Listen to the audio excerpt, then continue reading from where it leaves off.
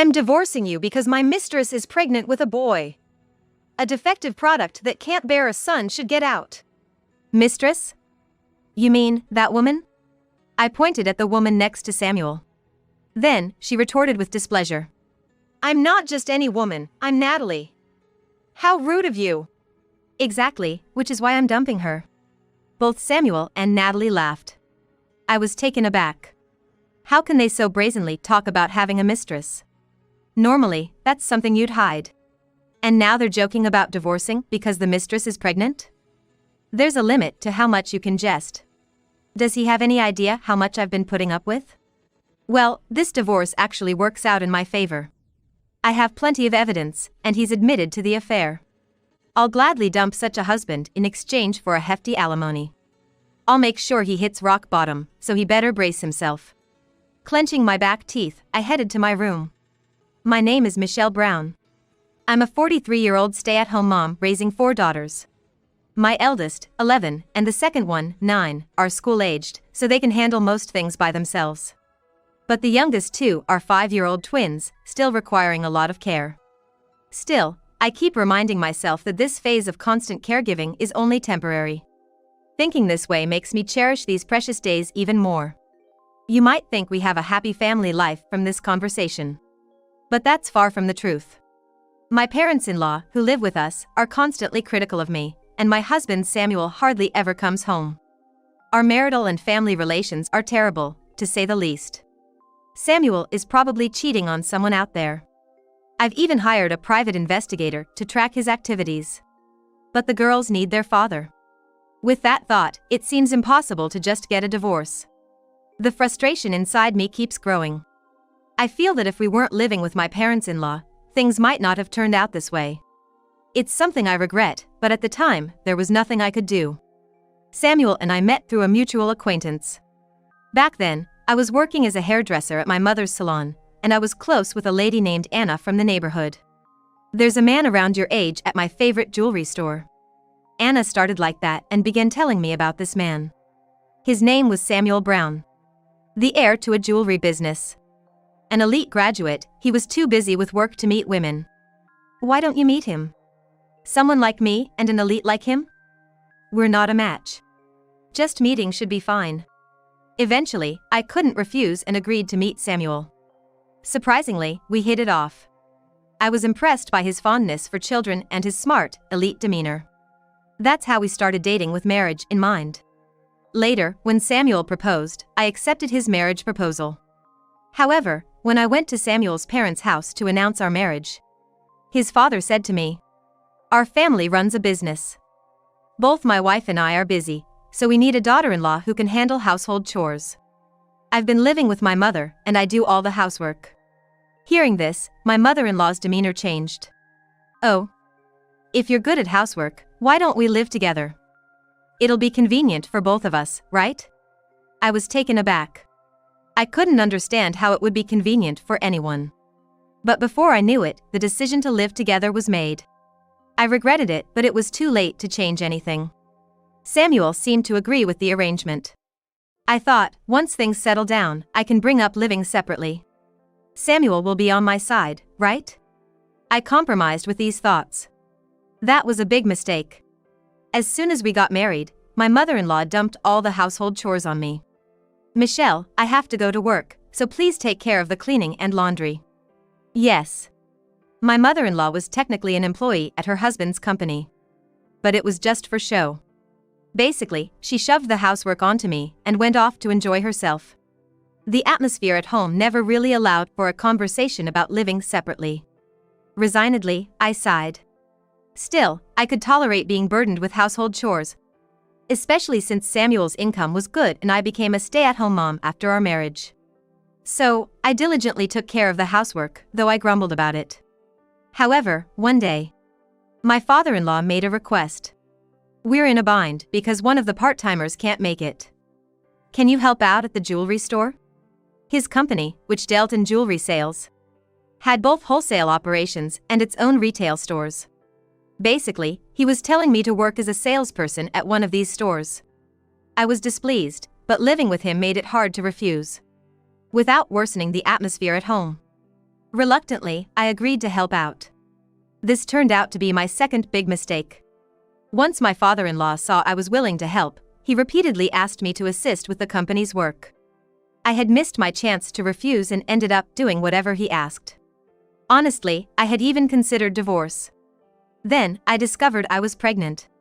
When I shared the news with my parents-in-law, they were overjoyed, throwing their hands up in the air. Fantastic, Michelle. From now on, your health comes first. You don't have to do any housework or work, okay? Yes. Right. I need to inform the relatives. My father-in-law began frantically contacting relatives. Watching this with a smile, Samuel spoke to me. Sorry about this. Dad and Mom are just excited. No, it's fine. I'm happy they're happy. Good.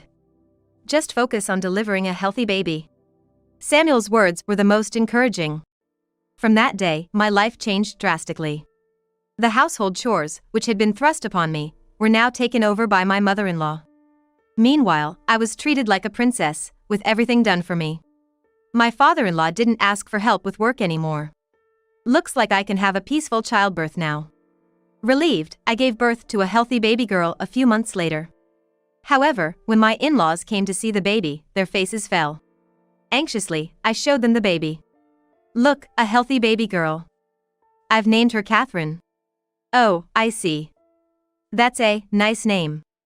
My mother-in-law was visibly disappointed. And my father-in-law's reaction was the same. Well, they say first a girl, then a boy. So, you should have a boy next time. Yes. I was confused. After my in-laws left, I asked Samuel about their strange behavior. Your parents were acting weird. What happened? Probably because it was a girl. What do you mean? Samuel, looking disappointed, explained that his family had been running the company since his grandfather's time. As it was a family business, they needed a male heir. So, my parents-in-law were hoping for a boy. In other words, they were disappointed it wasn't a boy. Well, just make sure the next one is a boy, Samuel said with a sullen expression. I was infuriated. Was he implying a girl couldn't be an heir? That's not true. A girl can work too. In fact, for a jewelry business, a girl might even be more advantageous. What is wrong with these people? I found myself wanting a divorce immediately. But I can't leave because of Catherine. At least until she grows up, I'll endure it.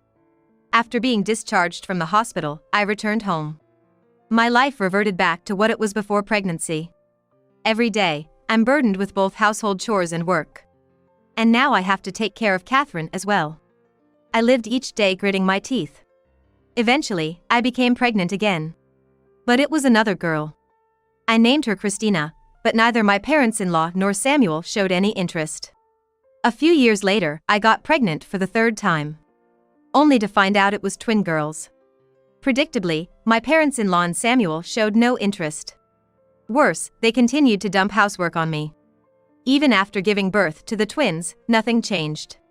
I seriously started considering divorce. During this time, Samuel and I argued over our daughter's education. It's fine to leave girls alone, they don't need much education. Nowadays, girls need to study too, aiming for university. What? As long as a woman looks good, she can get married. No need for studies. Samuel and I fought like this every day. Naturally, things between us kept getting worse. Eventually, Samuel started spending more nights away from home. He must be cheating somewhere, I thought, and anger welled up inside me. Enduring this isn't good for my health. I visited a detective agency nearby and requested an investigation into Samuel's behavior. It'll take a few weeks for the results. I should prepare for everything, I decided. First, I talked to my daughters. Your father and I might not be able to get along anymore. The younger ones seemed not to understand. But Catherine and Christina appeared to grasp the situation. I'm okay with it. I don't like Dad anyway. Yeah. Dad's always angry. I don't like him either. It seems my daughters have taken after me. This means I can bring up divorce when the time is right. I felt relieved. Then, one Sunday morning, someone visited our house early. Wondering who it could be, I saw Samuel bring in a guest. "Michelle, we need to talk." Samuel brought a young woman with him. She wore flashy makeup and was smiling oddly. "Since you couldn't produce an heir, I went out and found a woman who can." "What? A woman who can produce an heir?" Confused by this, thinking it's just an affair, I watched as Samuel caressed the woman's belly and declared, "Well, that's the situation." In that moment, everything became clear to me. At the same time, Samuel continued, smirking. "I'm divorcing you because my mistress is pregnant with a boy. A defective product that can't bear a son should get out." "Mistress? You mean that woman?" I pointed at the woman next to Samuel. Then, she retorted with displeasure. "I'm not just any woman, I'm Natalie." "How rude of you." "Exactly, which is why I'm dumping her." Both Samuel and Natalie laughed. I was taken aback. How can they so brazenly talk about having a mistress? Normally, that's something you'd hide. And now they're joking about divorcing because the mistress is pregnant? There's a limit to how much you can jest. Does he have any idea how much I've been putting up with? Well, this divorce actually works out in my favor. I have plenty of evidence, and he's admitted to the affair. I'll gladly dump such a husband in exchange for a hefty alimony. I'll make sure he hits rock bottom, so he better brace himself. Clenching my back teeth, I headed to my room. My gaze fell upon my 4 daughters standing in front of the room. I pulled them close and whispered, "I couldn't make up with your father." "Don't cry, Mom, we're here for you." Catherine consoled me. I hugged my 4 daughters tightly. Then we began preparing to move. I contacted a moving company and also called my mother. "Hey, Mom? About the other day. You couldn't make it work, could you?" She gently asked. I had told her when I requested the investigation. I suspected Samuel was cheating, and I might get a divorce.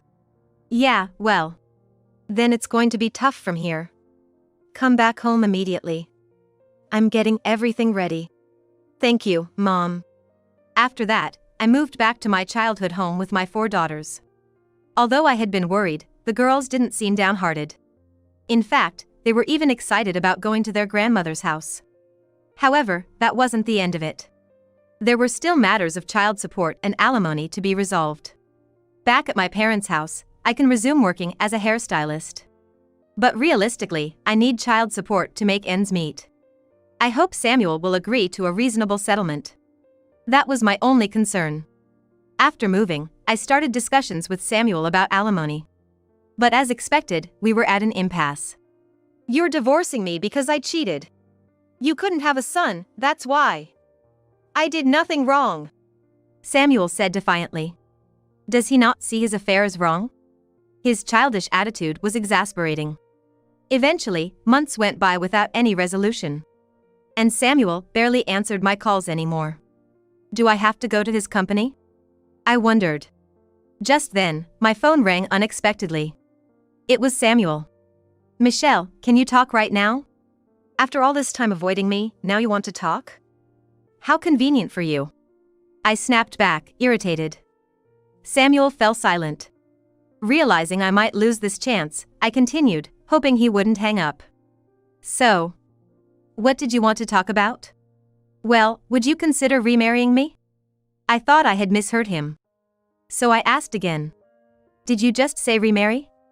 "You're joking, right?" "I'm not joking. Things are just terrible now." Samuel seemed really down. Despite the hassle, I asked why. He then began this story. A few days before the phone call, Samuel's parents had called him at work, saying Natalie was about to give birth. Thinking a long-awaited son was about to be born, Samuel rushed to the hospital. When he arrived, Natalie had already given birth. However, Samuel's parents were in a state of shock outside the delivery room. Samuel asked the doctor about Natalie and was told the birth was successful. Confused, he went to see the baby. Upon reaching the newborn nursery, a nurse pointed out his child. But at that moment, Samuel said he turned pale. The baby was clearly not mine. What? But if the baby was just born? I was about to say it's hard to tell such things, I began, but Samuel interrupted loudly. The baby had pale skin and blonde hair. It seemed the child clearly had completely different features than Samuel. Figures. I found myself replying. Samuel snapped back, irritated. What do you mean figures? Before you brought up divorce, I had an investigation done on you. An investigation? Samuel raised his voice in surprise. I continued, unfazed. I also had your affair partner, Natalie, was it? I had her checked out too. And? She had other close male acquaintances, including some of European background. I said mockingly. Could one of them be the real father? I thought, she was only with me. You believe that? That's laughable. Why would a young woman be satisfied with an older man? I laughed loudly. Samuel, infuriated, yelled. Shut up! Don't laugh! Ignoring him, I laughed heartily and then broached the subject of child support and alimony. Regarding the child support and alimony. Shut up! I said I want to remarry. And I refused. He shouted even louder. If you don't want to remarry, then you raise this baby. That's the condition for paying alimony and child support. What an absurd thing for him to say. I was dumbfounded and couldn't even respond. He took the opportunity to hang up, cutting off the call. From then on, I couldn't get through to him anymore. If he won't answer the phone, we can't discuss anything. I don't want to see him, but I have no choice but to go to his office. I muttered as I pocketed my smartphone. Then I headed downstairs to the beauty salon.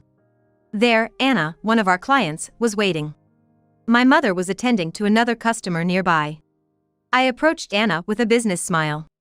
Sorry to keep you waiting. It's okay. More importantly, I'm sorry for any trouble caused by that matter.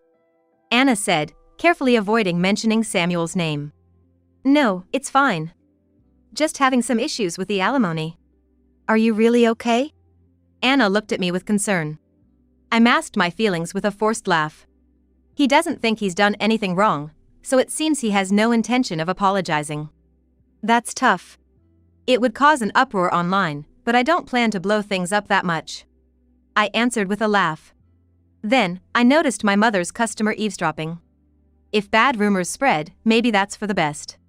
Pretending to be oblivious, I started working. Eventually, my mother's other customer left. After a while, Anna spoke up. Michelle, were you okay with not warning that customer just now? Apparently, she had noticed the eavesdropping too. If bad rumors spread, it might teach him a lesson. I replied with a smile. Soon, I finished Anna's haircut. And let my mother take over while I retreated to the back. Later, I tried calling Samuel, but he didn't answer. A few days later. On a day the salon was closed, I went to Samuel's company. He wasn't there and was reportedly at the retail store. Reluctantly, I headed to the retail location. As soon as I entered the store, I heard a familiar voice. Oh. What brings you here? I looked up to see my mother-in-law standing at the counter. It's been a while. Coming all the way here, what an indecent woman you are.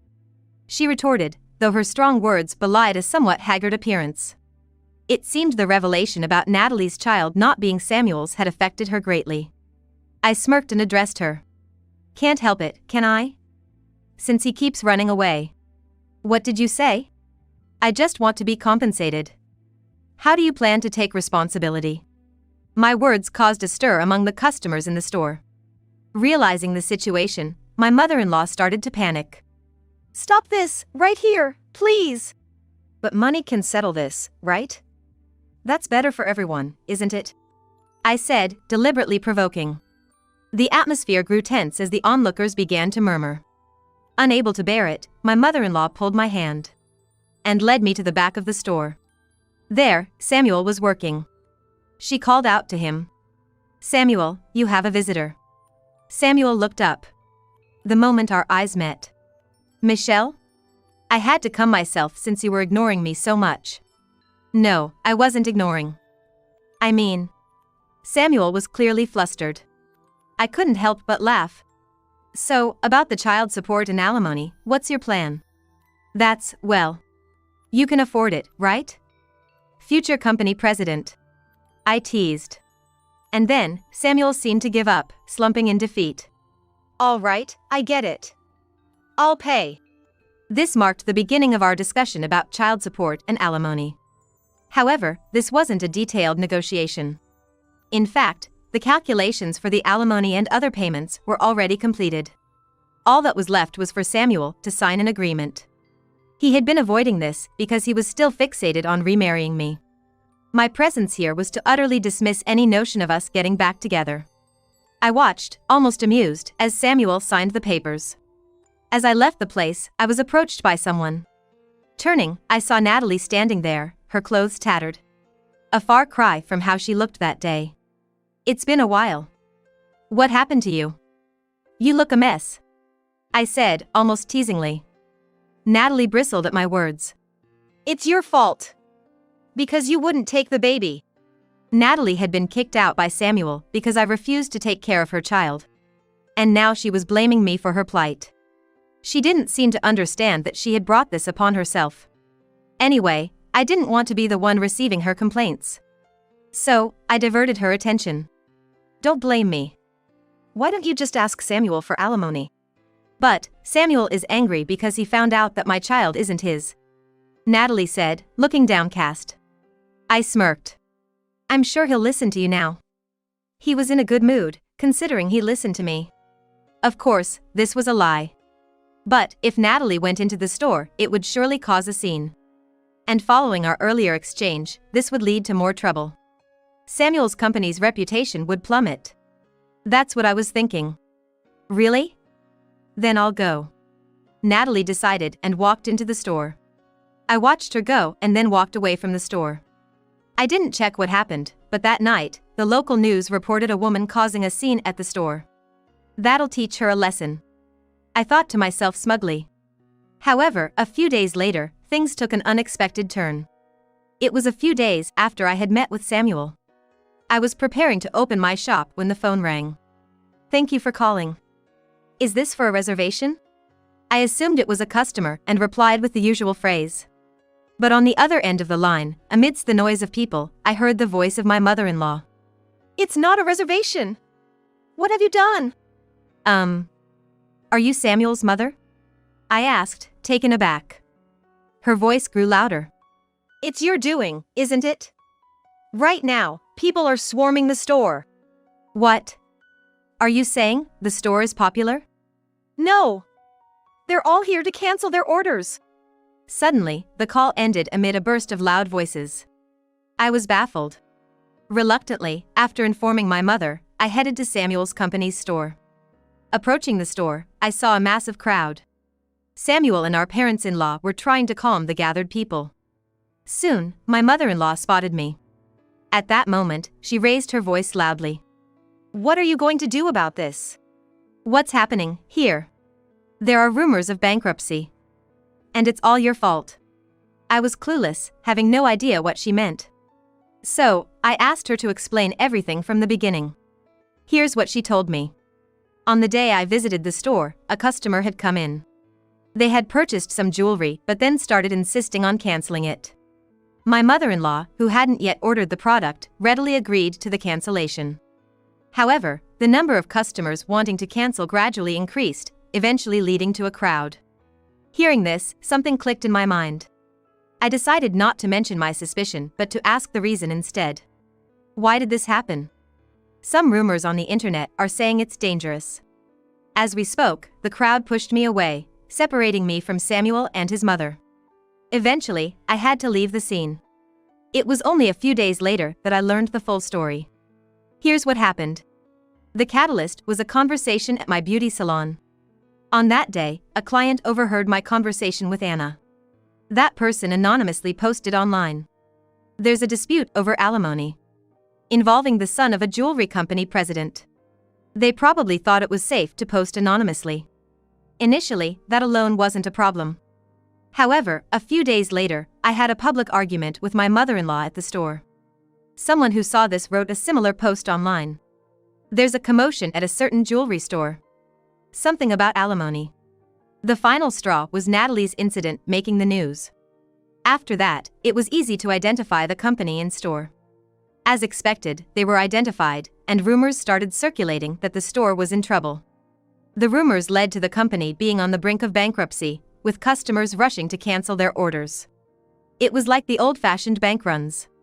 Anyway, the company that faced a slew of cancellations did go bankrupt. Samuel and our parents-in-law ended up with debts. They lost their assets and now are living a life of part-time jobs. This situation made me worry about whether I would receive child support and alimony. I should have taken the child support and alimony in a lump sum. I sometimes thought that way. But I can live quietly with my 4 daughters. I think that alone is sufficient for happiness. It goes without saying that my daughters are more important than money.